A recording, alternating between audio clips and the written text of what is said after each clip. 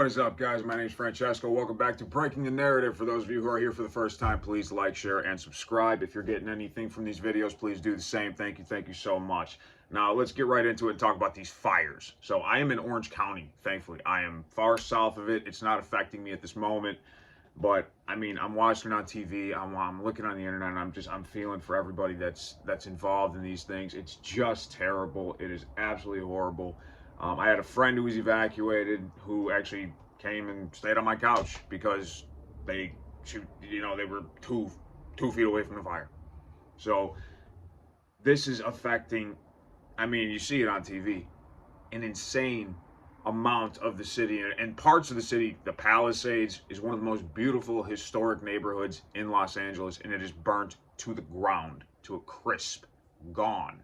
And there's several reasons why. I'm going to go over all of them here. I've actually made a list for you guys now. I got 6 different reasons here, and they call it politicizing it. It's not politicizing it to point out the errors in the infrastructure that have occurred, that have led to this lack in response and led to this terrible disaster to be able to be propagated the way it has been.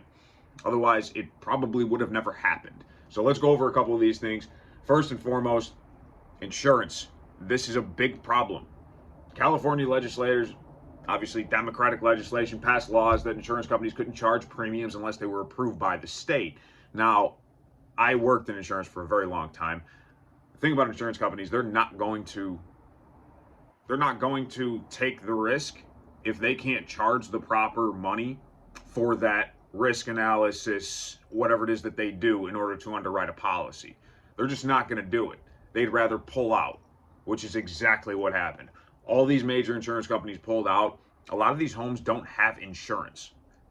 But, of course, California to the rescue, there is some state insurance program for those who couldn't get insurance through private companies. But do you know how much is in that program? $300 million. That's like 10 mansions. So what is going to happen? It's either going to go belly up, it's going to go bust, whatever they call that, it's going to be unfunded or whatever the hell. Or they're going to raise taxes on normal people in California like me, which I spoke about this in my last video. My income tax was 47% when you hit an income threshold. That's not very high at all. So, frankly, we can't handle that. So, I mean, it sucks for these people with these homes because the California legislation made it unable to get insurance. And then they gave them an insurance policy that's complete bullshit. That it's not going to, $300 million is not going to do anything for this devastation that's occurring right now. So, number one, insurance. Number two, water infrastructure. Water infrastructure is really, really important. I come from the city of Chicago, where if you know anything about this, it's actually really cool. There's a huge pipe under the city of Chicago leading into a reservoir that holds 6 billion gallons of water. And that's how the rainwater is diverted and how the flooding was quelled in Chicago. Not that it stopped, but it was quelled. Now, here, they don't have anything. They don't have any type of water infrastructure. I noticed it the first day I arrived here 7 years ago, and I lived in LA for 3 years before I moved out to Orange County. When it rains, even just a little bit, I mean, everything floods, everything's water everywhere. It's terrible because they have no system of water infrastructure. They have no system of harnessing this water. I mean, last 2 years alone, we had record rainfall in California, a ton of rain, and there was a ton of melted snow up on, Big Bear and up in these mountain places. They could have had, let's see here, because I guess Gavin Newsom sponsored an initiative to destroy a dam that was actually conserving some of this water, a little bit of it, to save a little salmon population because some tribal leaders asked him to do so. So again, that's some just white guilt, virtue signaling bullshit. Again, just the very thing we're trying to get away from in the country. This is literally, we're seeing houses burn down because of these idiotic policies. And that's exactly what I'm talking about. That's what we need to be guarding against, and why Trump is elected and why this needs to happen as soon as possible. And I just heard on the news that Biden increased the funding to 100% federal funding for the fires in California, which is fantastic. But I heard that there was no money for these other natural disasters occurring in the country. So is California more important to him because he's buddies with Gavin Newsom, or it's a complete shit show. So anyway, reason number 3, DEI. The chief firefighter is a female lesbian who likely couldn't carry me out of a house. Now, I don't care that she's female, I don't care that she's lesbian, but I care that she can't do the job. And the whole problem with this was they wanted to get less white men in the fire department. I don't know why there is such a hate for white men in this DEI movement.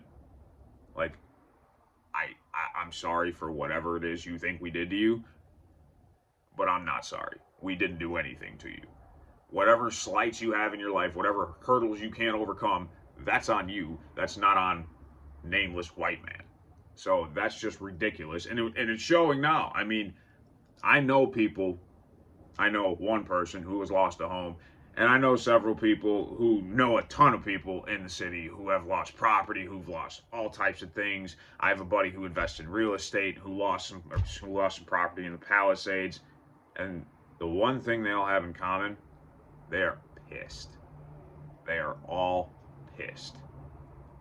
Because there was no water in the fire hydrants. I mean, instead of focusing on that problem, on the problem that I spoke about in problem 2, the water infrastructure problem, this is something that the fire chief should have been addressing. Instead, all I could find on her were videos of her talking about DEI. Videos of her talking about how she wants to diversify the fire department, about how she wants to give everybody an opportunity to be a firefighter. And then I found a really cringe video of, I think it was a woman talking about how if a man is in a situation in a fire, well, that's his fault for being there. If I shouldn't have to carry him out. You're a goddamn firefighter.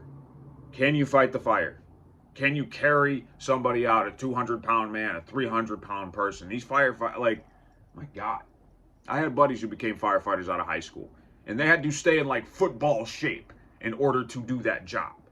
Because they had to be ready to carry the person with a sedentary lifestyle who's 400 pounds, who hasn't left her apartment in 6 years, out of the apartment if it starts burning down. Because that's still a person, and that's still a life. To say that, oh, she shouldn't be in that situation, that he shouldn't be in that situation, that's ridiculous. Now we're lowering standards to make room for these people. That's ridiculous. Best person for the job. I don't care what color you are. I don't care what gender you are. It doesn't matter. I don't care who you have sex with. It does not matter. Can you do the job? Some jobs are best suited for certain types of people. In this case, it would be athletic men and women. And in women's case, very athletic. I mean, it takes a lot of power to carry dead weight. Like, I wouldn't want that job. I'm in pretty decent shape, and I would not want to do that job. It's very difficult. There's no shame in saying that I can't be a firefighter. That is too physically taxing for me. I don't want to have somebody's life in my hands like that. There's no shame in that. Where there is shame is not being able to respond when these things happen, when these awful things, when people's homes are burning down, people are dying, people are losing their pets. There's 10 people dead because of this nonsense, because of DEI. At least that's reason number 3 out of 6. So, again, who cares? Best person for the job. 4 arsonists. 10 arsonists have been arrested, according to, as of the making of this video, and I'm sure there'll be more. And just based on the fact that 58% of all fires, according to the LA Fire Department's website that they put out, are started by the homeless population, it's very conceivable to think that these fires were started by arsonists. Or maybe propagated by arsonists. Maybe a little forest fire started and they start burning this, that, and the other, and it turns into this. It's really not that hard to conceive of. Obviously, there's going to be investigations into that, and I just wanted to touch on that one because if these people are out there, if you see something, because as I said, I am in California, if you see people starting, my God. First of all, I did see a group of, I found a video of a group of vigilantes who stopped a person who was starting fires, who stopped looters. If you're one of these groups, looters, fire starters, whatever, I don't have words for you, but I may very well have actions if I do see you. And I hope that everybody else out there would too. So watch out for that. You see something, say something, call the police, report it, and just stay vigilant. I've already gotten warnings today about this area, even though, like I said, I'm far from it. It's just good to always be vigilant. There are these winds. It's a dry atmosphere, which brings me to my next point, the brush management. That's number 5. Now, when you have as much forestry as California has with the mountains and the beautiful landscape and everything like that, trees die every winter, right? They go through a cycle, so they die, they fall out, and stuff falls on the ground. If you don't clean that stuff up, it just sits there dry and dead, and that is fuel for a fire. It's like gasoline. It goes up in an instant.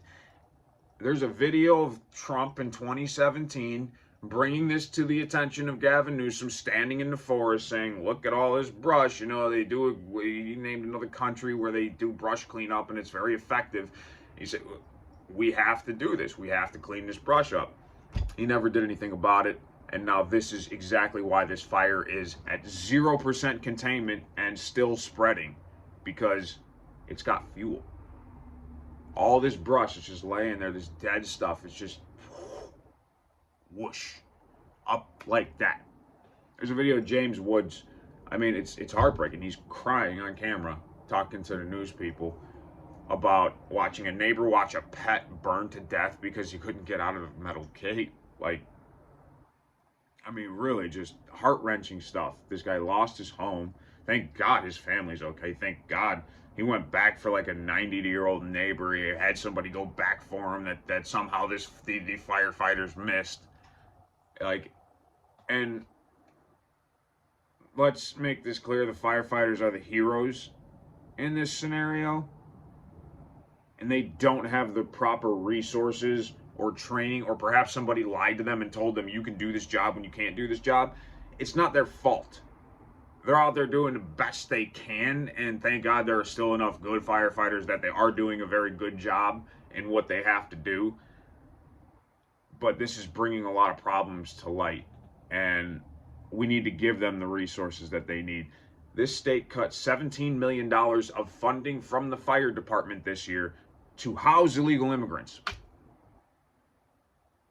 This is a video about the fire, so I'm not going to get into that, but do you see how everything is connected here? Do you see why this is important?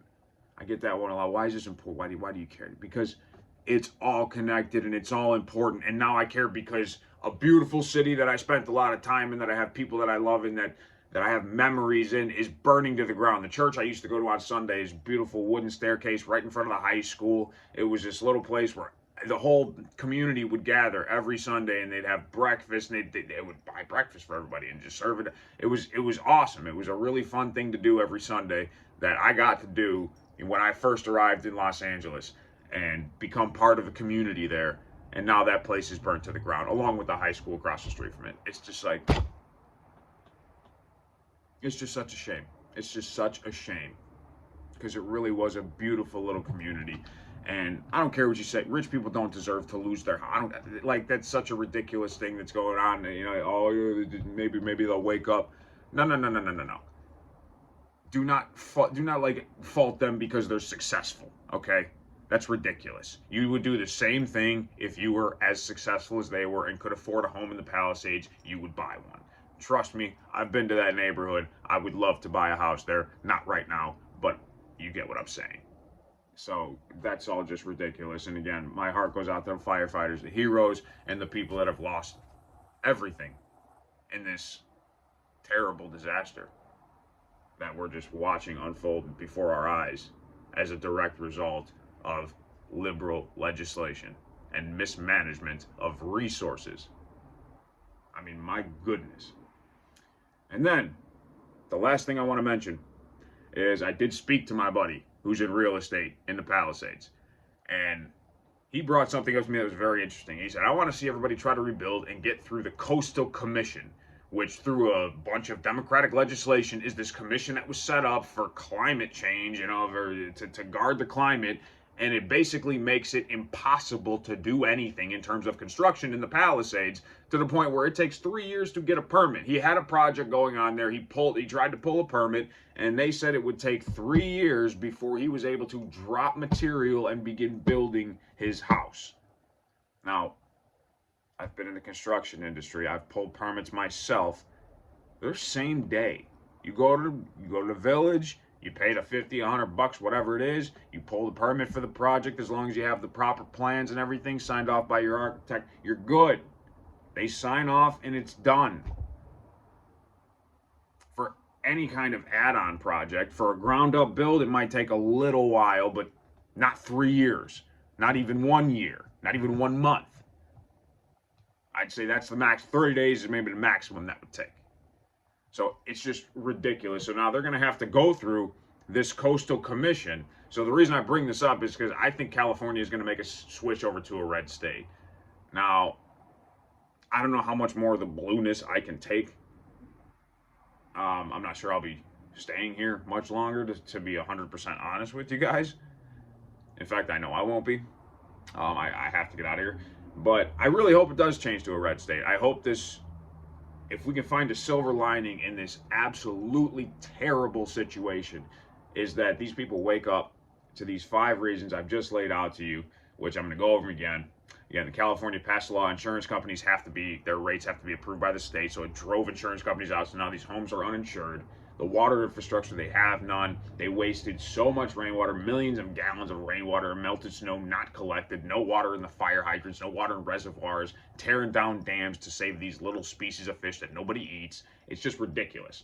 DEI, chief firefighter, the second in command, they're both below the physical requirements of what was necessary to become a firefighter 10 years ago.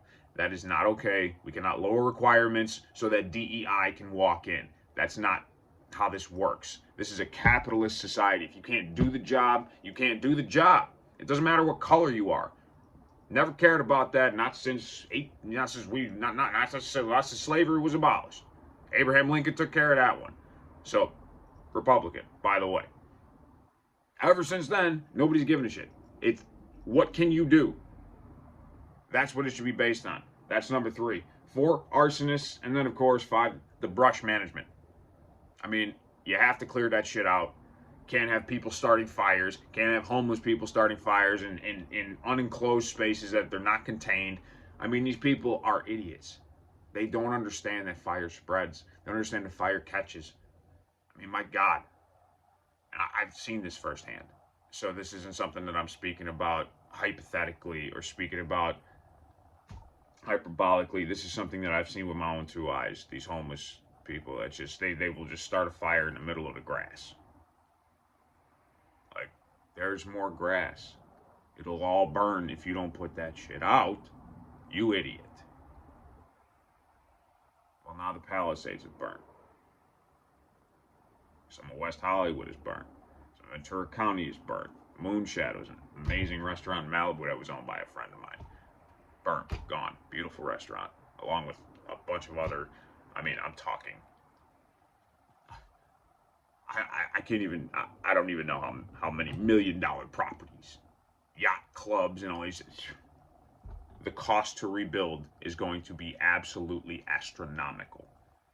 People are pissed, and you're going to see a shift. So, heart and prayers out to everybody out there. Stay safe. Make sure you stay vigilant.